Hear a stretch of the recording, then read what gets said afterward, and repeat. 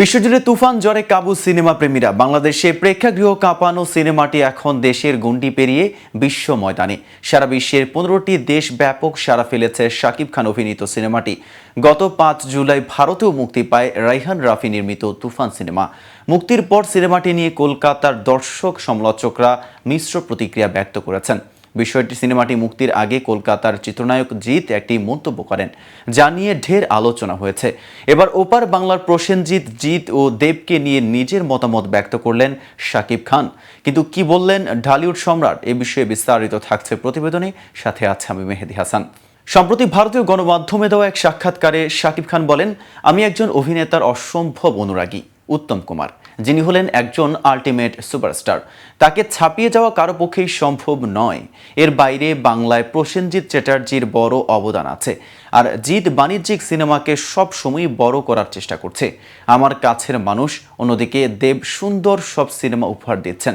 ভারতীয় নায়কদের নিয়ে কথা হচ্ছে, আর শাহরুখ খানের নাম আসবে না তা কি হয়?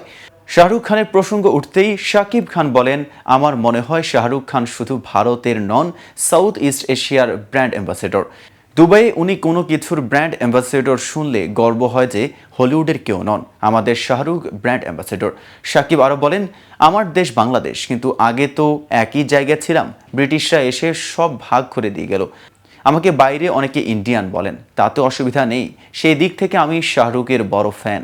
এদিকে সম্প্রতি এক প্রতিবেদনে উঠে এসেছে, প্রথম 5 দিনে ভারতে তুফান সিনেমার ব্যবসা মাত্র 7 লাখ রুপি, অর্থাৎ 10 লাখের গণ্ডিও পার করতে পারেননি শাকিব খান।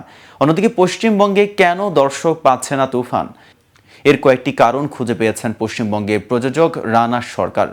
তিনি মনে করছেন, পশ্চিমবঙ্গে শাকিবের কোনো ফ্যান বেজ নেই, সে কারণেই তুফান এর এমন দুর্দশা। সিনেমাটি নির্মাণ করেছেন রাইহান রাফি। 90 দশকের গ্যাংস্টারের গল্প দেখা গেছে এই ছবিতে। এতে শাকিবের বিপরীতে অভিনয় করেছেন মিমি চক্রবর্তী ও মাসুমা রহমান নাবিলা। আরও দেখা গেছে মিশা সওদাগর, গাজী রাকায়েত, সুমন আনোয়ার, ফজলুর রহমান বাবু, সালাউদ্দিন, লাভলু, চঞ্চল চৌধুরী সহ অনেকেই। তো ভিউয়ার্স, ভিডিওটি সম্পর্কে কোনো মতামত থাকলে কমেন্টস বক্সে জানাতে পারেন। আর নিয়মিত শোবিজ আপডেট পেতে কেটিভি শোবিজের সাথেই থাকুন।